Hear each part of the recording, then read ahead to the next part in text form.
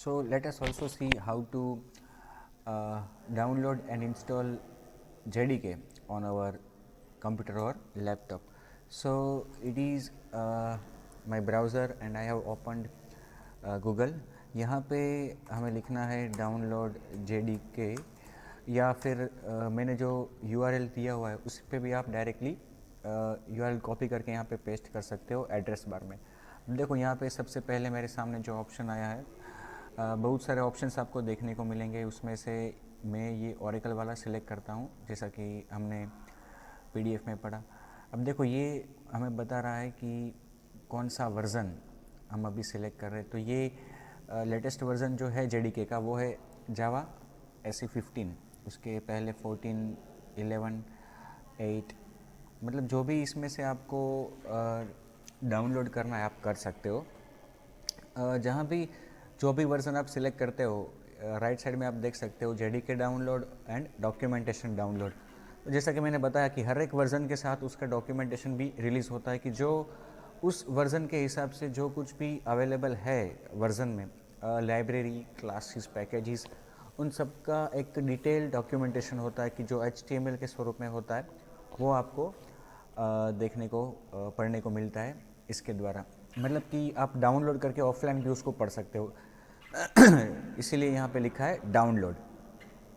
अब देखो मुझे JDK 8 इंस्टॉल करना है, तो यहाँ पे मैं JDK 8 पे क्लिक करूँगा, JDK download, and I will be prompted to select the proper version according to the system and platform of my machine. अब जैसे कि मैं यहाँ पे विंडोज़ यूज़ कर रहा हूँ, तो विंडोज़ 64 बिट सिस्टम है मेरे पास। तो यहाँ से उसके बाजू में जो लिंक है वहाँ से मैं क्लिक करूँगा डाउनलोड करने के लिए। तो आपके सामने ये डायलॉग बॉक्स आएगा जिस पे हमें वापस क्लिक करना है। और जैसा कि मैंने आपको पहले बताया था कि अगर हमने लॉगिन नहीं किया है तो we will be prompted for login. Okay, यहाँ पे अगर आपने अकाउंट नहीं बनाया है ओरेकल में तो आपको क्रिएट अकाउंट में जाके अकाउंट क्रिएट करना है। Otherwise you can, if you have an account already created with Oracle, you can log in with your credentials and signing in करना है आपको। और once you sign in, automatically the download will be started. Downloading of that file you can see here, it will be started। और ये file download होने के बाद आपको उस पर क्लिक करके उसको इंस्टॉल करना है। देखो अब ये डाउनलोड हो रही है। Depending on your browser it may be stored at particular location.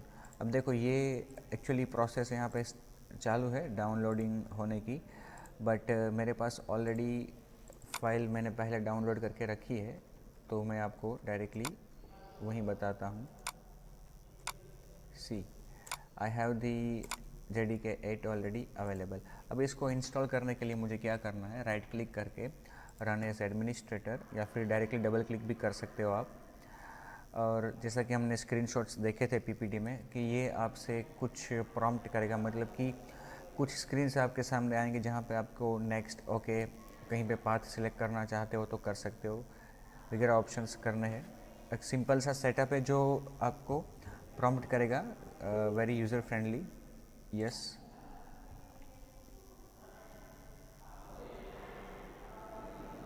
थोड़ा समय लेगा ये इंस्टॉलेशन की जो प्रोसेस है वो इंस्टॉलेशन होने में, उसके बाद तुरंत ही आप यूज़ कर सकते हो। Next, preparing to install, next.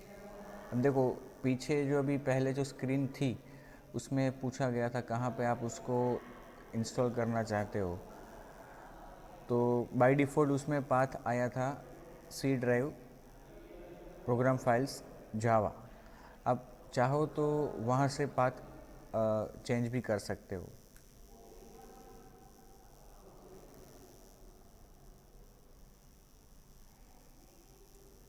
Process यहाँ पे चालू है।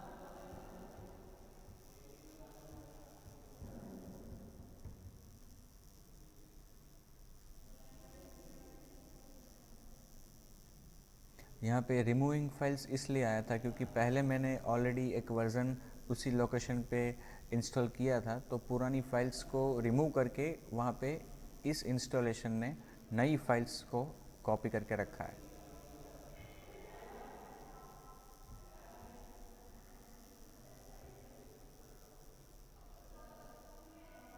सी डेस्टिनेशन फोल्डर फॉर JRE, पहले जो था वो JDK के लिए था डेस्टिनेशन फोल्डर, अब ये पूछ रहा है JRE के लिए। तो उसी जगह पे देखो JDK भी इसी जगह पे इंस्टॉल हुआ है बाय डिफ़ॉल्ट, मैंने चेंज नहीं किया इसलिए सेकंड स्टेप में। अब ये JRE भी प्रोग्राम फाइल्स में जावा फोल्डर के अंदर ही करेगा। अगर आपको चेंज करना है तो यहाँ से पाथ उसका सिलेक्ट कर सकते हो, नहीं करना है तो ऊपर नेक्स्ट बटन है उस पर क्लिक करके JRE भी इंस्टॉल हो जाएगा। तो JDK इंस्टॉल करने से JDK और JRE दोनों ही चीज़ आ जाएगी।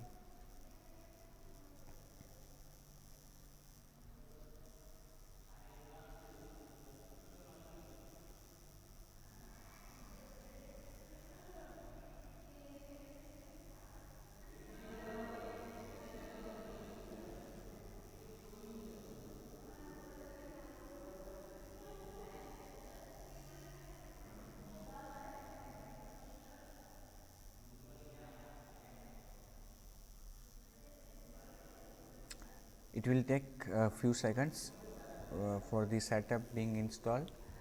Once it is installed, you are ready to use and develop your programs for Windows platform written in Java.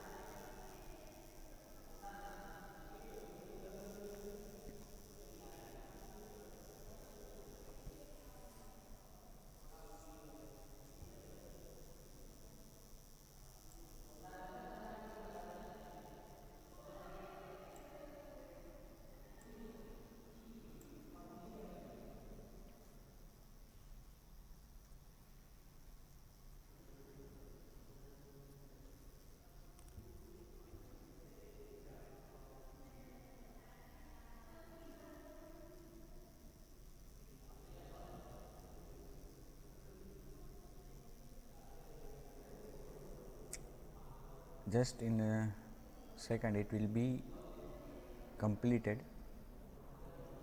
Okay, Java development kit successfully installed. Now if you want to access the documentation and the tutorials, you can go you can click here on next step, and you will be prompted for downloading the documentation as I told you if you want it. But right now I don't want to download the documentation, otherwise you can see here Java SE 8 documentation, and yeah, you will be able to see this screen, and from where you can download the documentation. Okay, I have already downloaded it, so I do have the documentation available. I will show you now.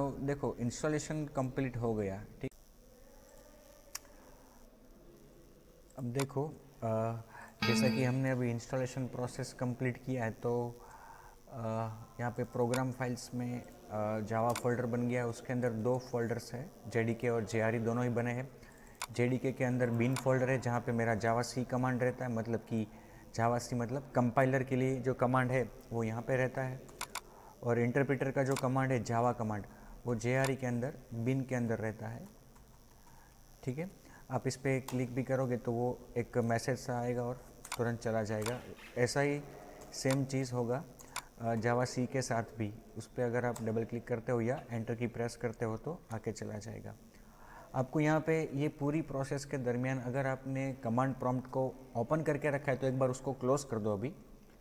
उसके बाद क्या करना है आपको, ये जो हमने JDK install किया है उसका पाथ सेट करना पड़ेगा, जिससे हम अगर कोई आईडी यूज़ नहीं कर रहे, जो हमें GTU से कहा गया है कि हम पढ़ाई के दौरान हमें जावा के प्रोग्राम्स डेवलप करने के लिए कोई आईडी यूज़ नहीं करना है, तो हम नोटपैड या नोटपैड प्लस प्लस का यूज़ कर सकते हैं। लेकिन इस तरह के प्रोग्राम को कंपाइल और रन करने के लिए हमें कमांड विंडो से कमांड्स लिखने पड़ेंगे।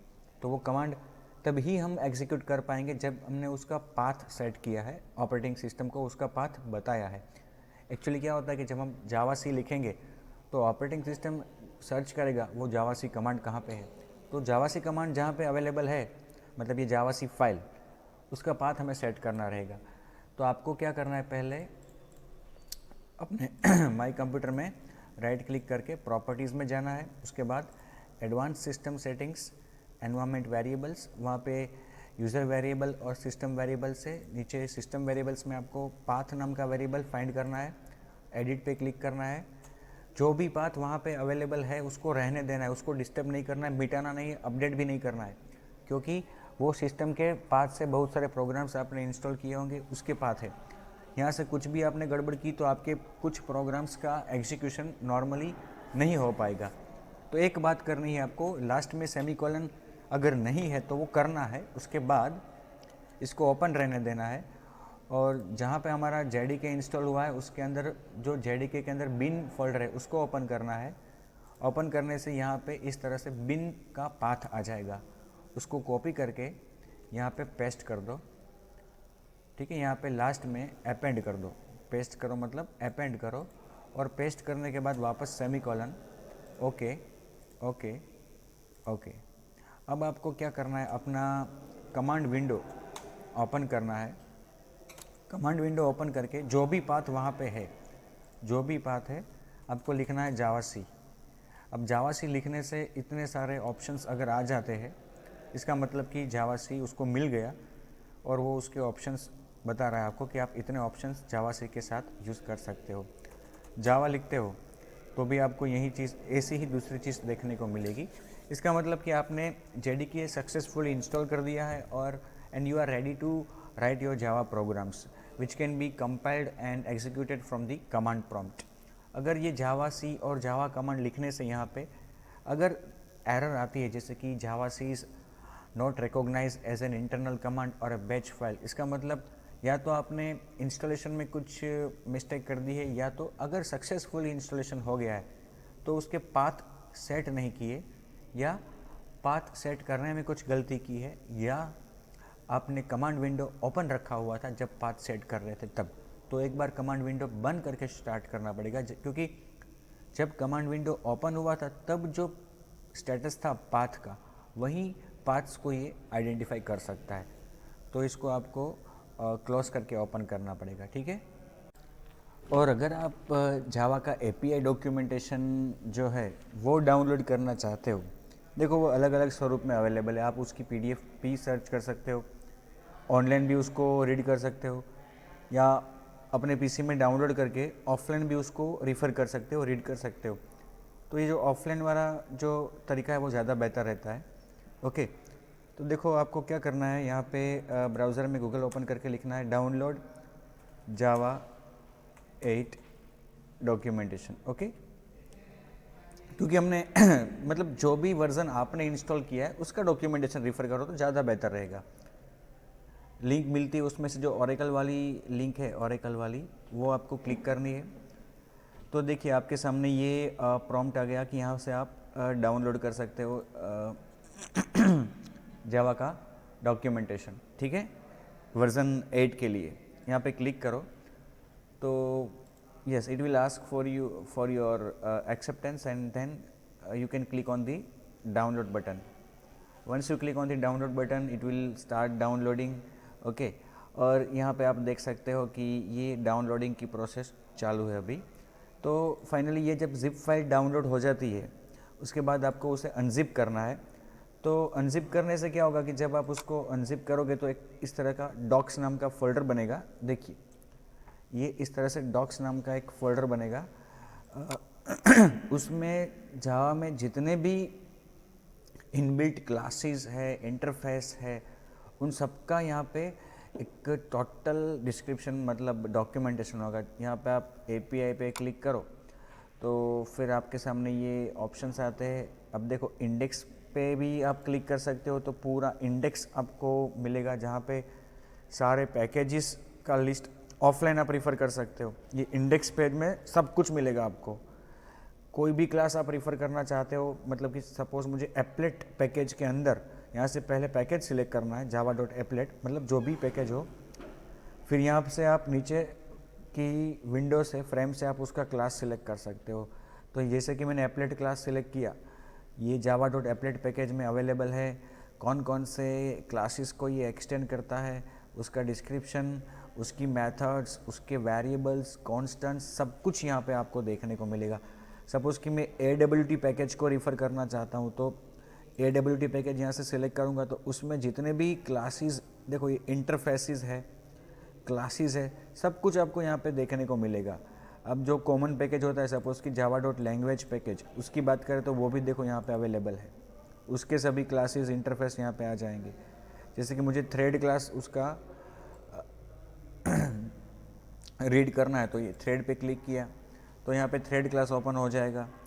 उसकी मेथड्स, उसके मेंबर्स, वेरिएबल, सब कुछ देखने को मिलेगा। ये सब कुछ हम ऑफलाइन रीड कर सकते हैं, रिफ़र कर सकते हैं। तो ये एक एडवांटेज रहता है, क्योंकि कोई भी टेक्स्ट बुक हम रिफ़र करें तो उसमें ये सभी मेथड्स और मेंबर्स का डिस्क्रिप्शन होना it is near to impossible. Otherwise क्या होगा कि बुक बहुत ही, उसके पेजेस बहुत सारे बढ़ जाएंगे। तो बुक्स में क्या होता है कि ऑथर ने जो मेथड्स ज़्यादा कॉमन है और ज़्यादा यूज़ होती है उनको लिस्ट आउट किया होता है। लेकिन आपको कभी भी रियल लाइफ में आप जब प्रोग्रामिंग कर रहे हो और ऐसा लगता है कि मुझे देखना है कि इस क्लास में कौन कौन सी मेथड्स है, या फिर आप किसी क्लास को यूज़ कर रहे हो और आपको ऐसा लगता है कि इसमें क्या ऐसा हो सकता है, क्या इस हेतु के लिए उसमें कुछ मेथड अवेलेबल है, तो उसका जवाब आपको मिलेगा यहाँ से।